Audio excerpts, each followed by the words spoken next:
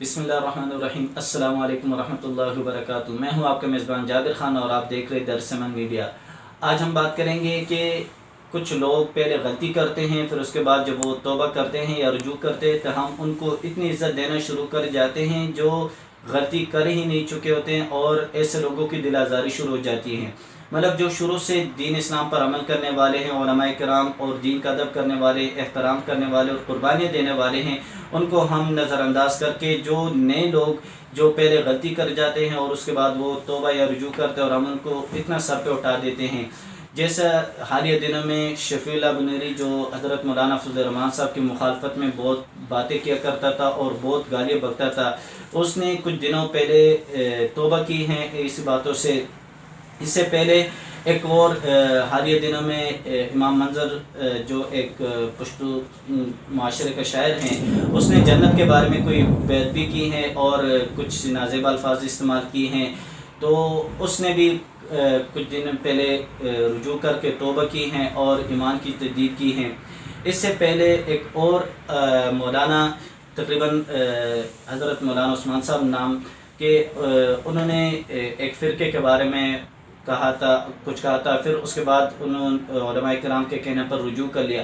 तो रुजू करना और तौबा करना ये तो बहुत बड़ी बात है। मैं सलाम करता हूँ इनके हौसले को, और अल्लाह ताला हम सबको इस तरह तौबा करने और रुजू करने की तौफीक नसीब फरमाए। लेकिन इसका ये मतलब नहीं कि हालिया दिन में जब शफीउल्लाह बुनेरी ने ये बातें की तो बहुत सारे हमारी जमीयत के कारकुनों ने उनको मरहबा कहा और उनको जमीयत में आने की तरगीब दी। तो मैं ऐसे कारकुनों से दरख्वास्त करता हूँ कि ठीक है, उन्होंने रुजू कर ली और तौबा कर ली, बस उसको सिर्फ दिल से निकाल दिया जाए, माफ़ किया जाए। बस शुरू से यही होना चाहिए था। जब वो गाली बकता था तो हम उसको गालियों में नहीं बल्कि दलाइल से समझाते, दलाइल में जवाब देते और अच्छे अखलाक के दायरे में रहते हुए जवाब देते। लेकिन बिफ़र्ज़ अगर उसको किसी ने गाली भी दी है या कुछ भी हैं, अब उसने जो तौबा कर ली तो उसका ये मतलब नहीं कि अब उसको उठाकर और हम एक बहुत बड़ा मेंबर उसको बना ले, इसलिए कि ये दूसरों का हम गलत रास्ता दिखा रहे कि मशहूर होने के लिए आप पहले किसी के ख़िलाफ़ बोले, किसी को गालियाँ दे दें, फिर जब आप मशहूर हो जाए एक तरफ तो कुछ दिनों बाद फिर उससे रुजू कर लें तो आपको फिर सारे लोग मेहमान बनाएंगे और अपनी स्टेजों पर बिठाएंगे और लिहाजा आपको शोहरत भी मिल जाएगी।